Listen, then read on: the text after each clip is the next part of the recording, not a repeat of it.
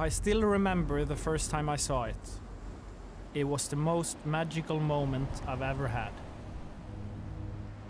Ever since then, it's been a dream of mine to capture it. And now, it's finally time. So I packed my bags, picked up my buddy Patrick, and off we went. To Lofoten, Norway.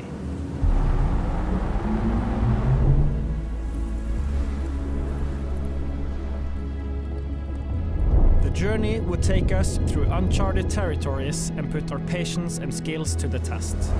We would cover more than 2,000 kilometers through steep mountains, deep fjords, and incredible scenery.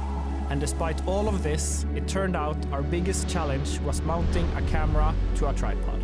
Can it work, you piece of...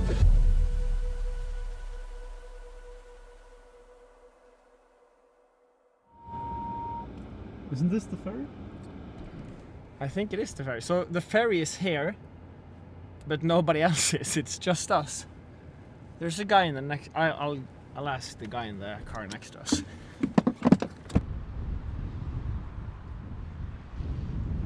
I asked the guys on the ferry why it didn't leave, and it didn't leave because of bad weather and rough seas. So our two options is wait 9 hours for the next ferry to leave, or drive 9 hours to Lofoten. Yeah. Perfect, thank you so much. Yes, thank you. Okay, ciao. Bye. Okay, we have a new plan. Okay, let's hear it. The plan is to drive instead of taking the ferry.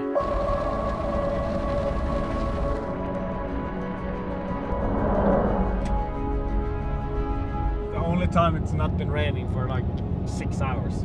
It's in the tunnels.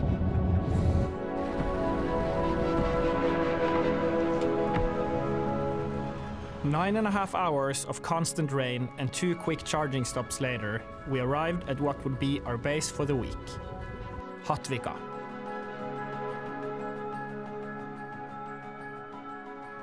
A lot of factors has to align in order to see the northern lights. Usually, you only see them well inside the Arctic Circle. That's why we're in Lofoten. The sky needs to be dark and clear of any clouds. The breathtaking light show is highly unpredictable and might only last a couple of minutes, even in the best of conditions. If we were gonna capture the northern lights, we would need a fair bit of luck. But also, we needed a plan.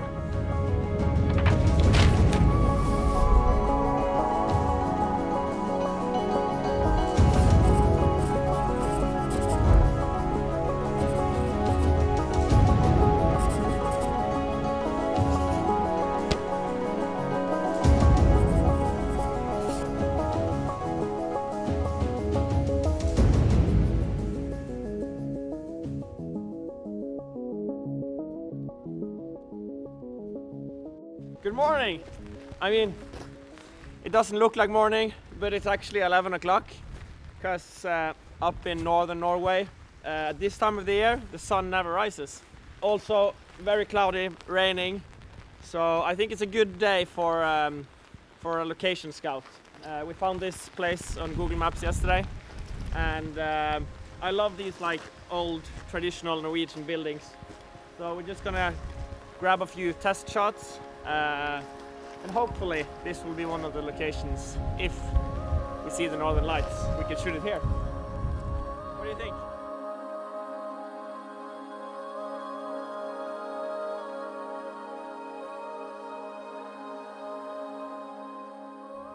Okay, so location 2.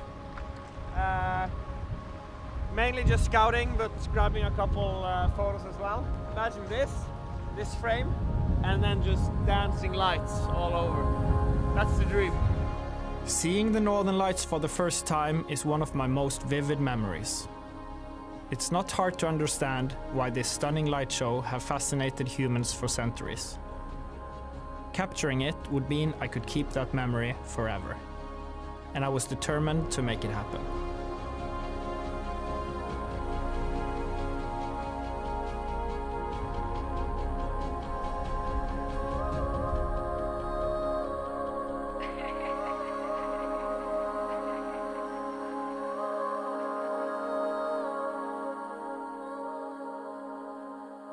We've been checking out a couple of the locations we saw yesterday. It's looking really nice. The weather is not on our side, so I don't think there's any possibilities today. It's too cloudy, but let's see tomorrow or the next days. I mean, look at this. This is why we came to Lofoten. We headed back to the cabin to monitor the Northern Lights forecast, and to our big surprise, it actually looked pretty promising. It's so crazy. It's like if I was looking at the forecast and it wasn't any Northern Lights, I wouldn't care. But now I know it's a crazy light show just above my head, and I can't see it because of the clouds. I'm kind of bummed actually, and it's like 12:30, and we're sitting here looking at the forecast. The weather forecast, the Northern Lights forecast. We got a lot of cool locations today, so we're ready whenever the Northern Light strikes. We know where to go and what to shoot. But we need the weather. We need the Northern Lights to be strong and bright and shiny and dancing, and we need the clouds to disappear. But we'll get there. We'll get there soon, hopefully. But not tonight. Not tonight. Not tonight. So I'm just crossing my fingers, praying to whoever for clear skies tomorrow night. That would be fantastic. That would be fantastic. Oh.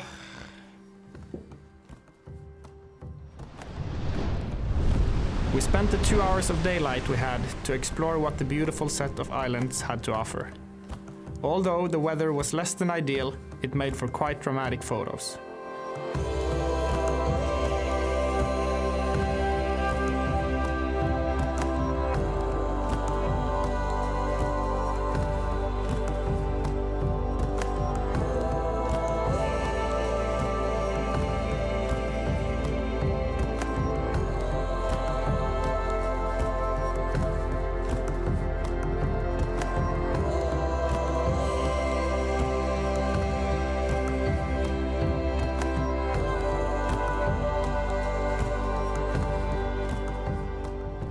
Does look good when it's dirty, right?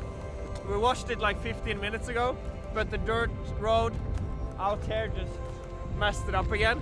But I kind of like it. I like that it's dirty, that it's being used, it's not polished, it's not cleaned. It's a car.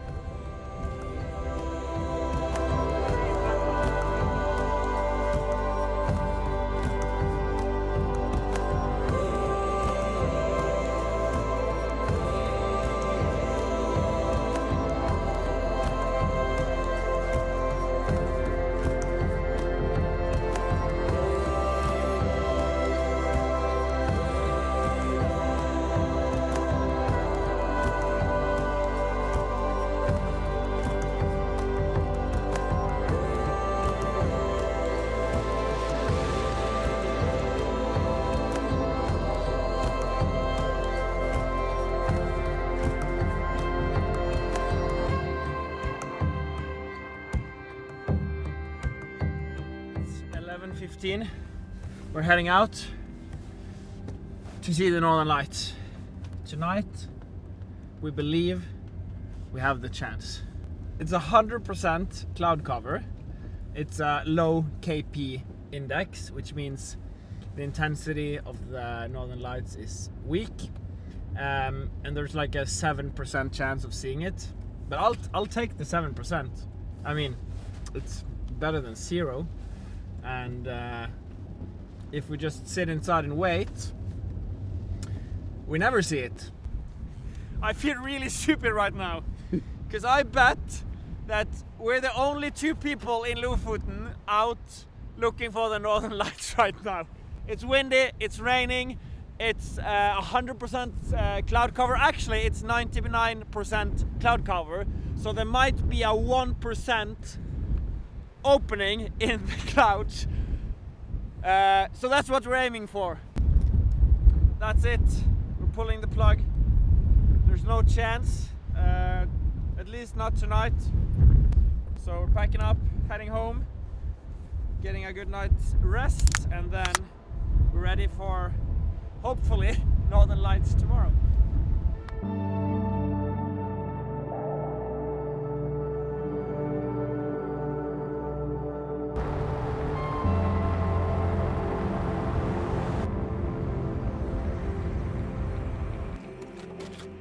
morning. Again, another day, another shoot.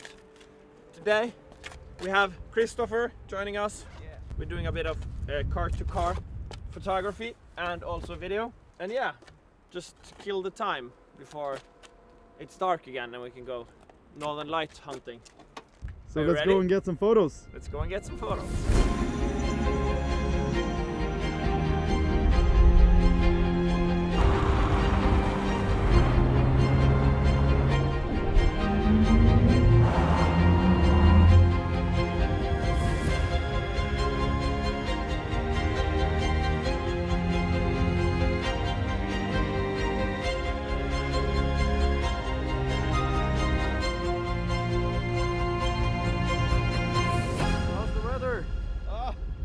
Like the usual. It's like this every weekend. Daylight mission complete. I think it's time to head back home and then go out and hunt for the northern lights.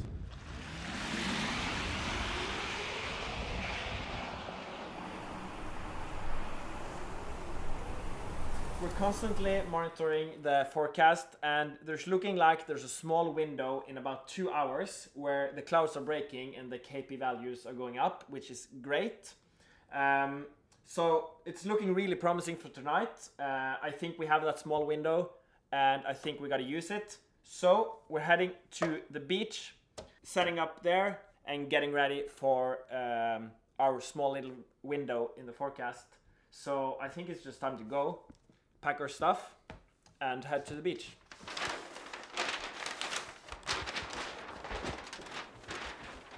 We gotta like put some warm clothes on, right? Yeah, we're gonna be out for a while, so okay. Better dress up. Yeah. This is the first time since we arrived here we can actually see the moon. It's promising. It's very really promising.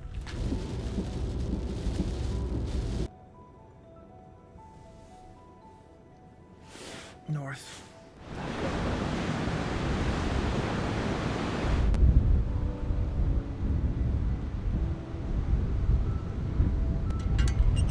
I like the forecast tonight. Yeah, me too.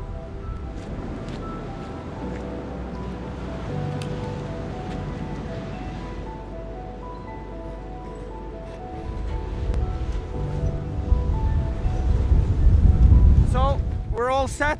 We got the frame. There's a small break in the horizon.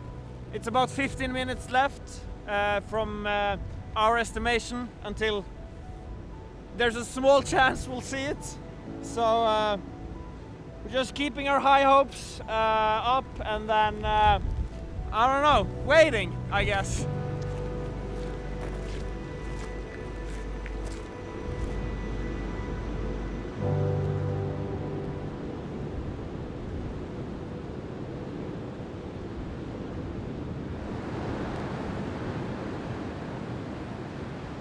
We had a couple windows, unfortunately no northern lights tonight, so I'm kind of bummed, to be honest.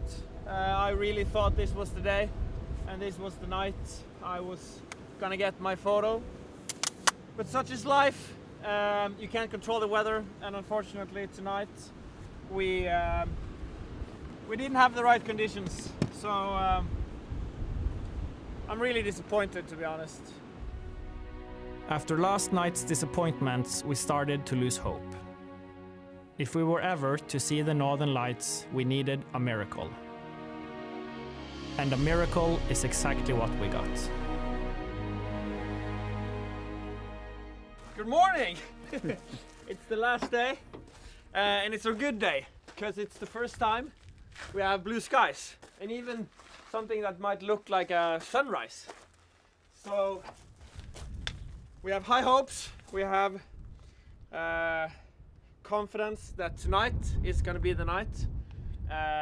Tonight it's forecasted to be even better than yesterday. So we are really hopeful that tonight is going to be the day we see the northern lights. We have to, because it's the last day. But waking up and seeing blue skies and some sun, I mean not the sun, but it looks like the sun, is a really good thing. So we're excited. We're gonna head out, set up camp, get ready, and prepare to freeze all night, waiting for the northern lights. Because we will see the northern lights today. Like, if there is northern lights in the sky, we will be the ones that see it. Yeah. If there is like a small, tiny bit of green stuff anywhere in Lofoten tonight, we're gonna see it. So yeah, all fueled up, or tanked up, or charged up, or whatever it's called, and we're ready to head out. Sounds good. Sounds good. I'm excited.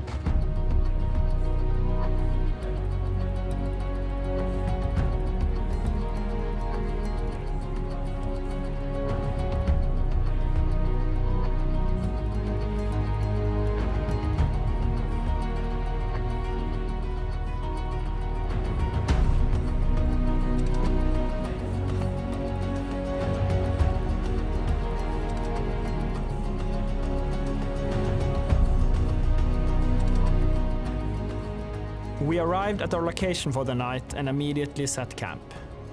With 12 hours until our ferry left and the weather gods still on our side, our possibilities were looking better than ever. At least, that's what we thought. Out of everything we've had this trip, snow was the last thing I expected. It's a waiting game, and we're waiting. We're not giving up yet. never giving up. Luckily for us, conditions in Lofoten are changing rapidly. So we waited out the snowstorm, put on some dry socks and headed back out. We just got a small little tease. The clouds are breaking and we just saw northern lights for the first time. That's a really good sign for the night. We're gonna be staying here for probably like 12 hours or something, because tonight we are gonna shoot it. We're not gonna shoot this because it's too weak, but it's looking really, really promising. Good little tease. Thank you. Just get stronger, okay? It's supposed to be stronger and stronger and stronger during the night, so this is looking promising. Looking promising.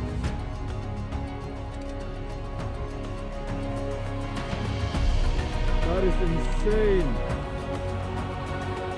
Look at this. That is insane.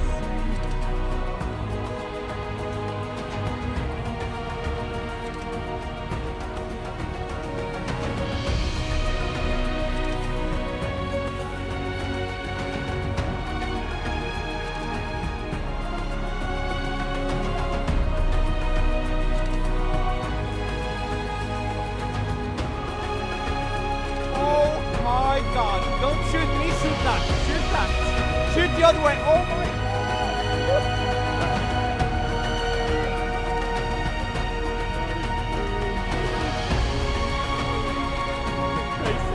This is so cool. This is like way better than I would ever dream of.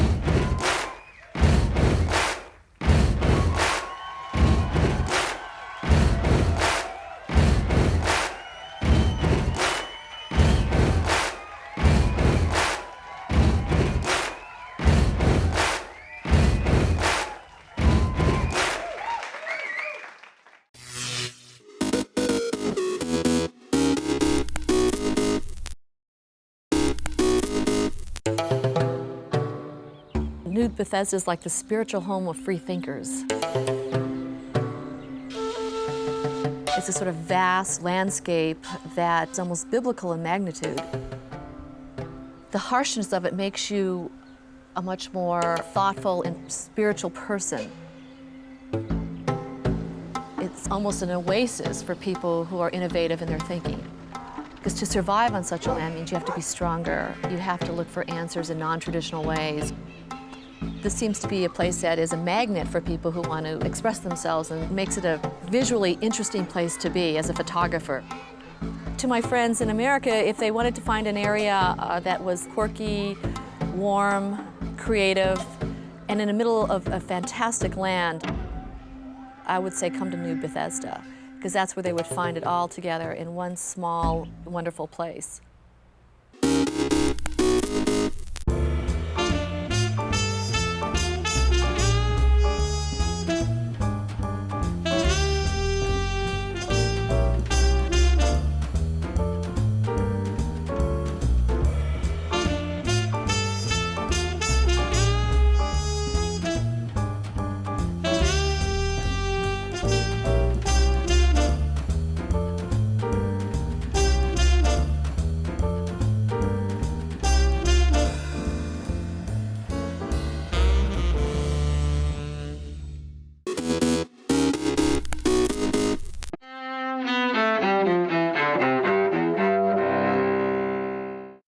October 25, 1962.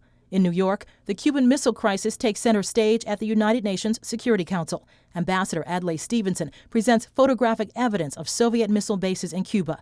Stevenson challenges Soviet Ambassador Valerian Zorin in this memorable Cold War exchange. You're in the court of world opinion right now, and you can answer yes or no. You have denied that they exist. I want to know if I've understood you correctly. Continue your statement, please. You will receive the answer in due course. Do not worry.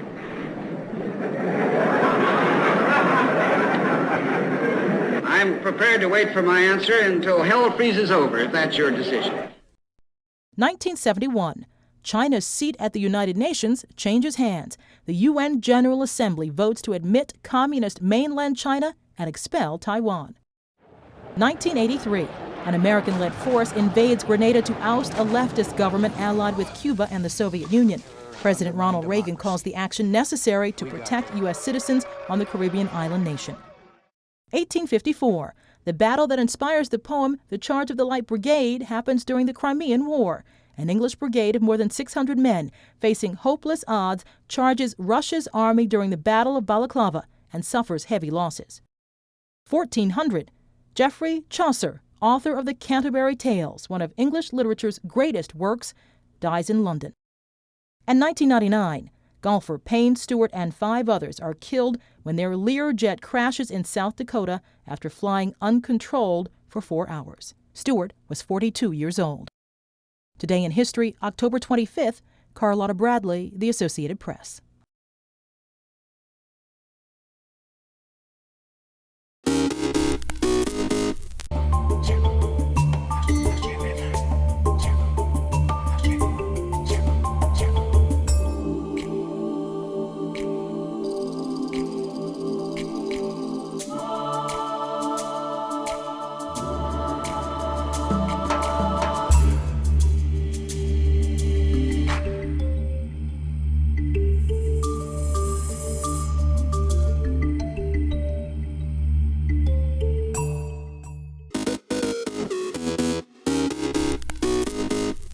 Welcome back in our studio, and in today's news,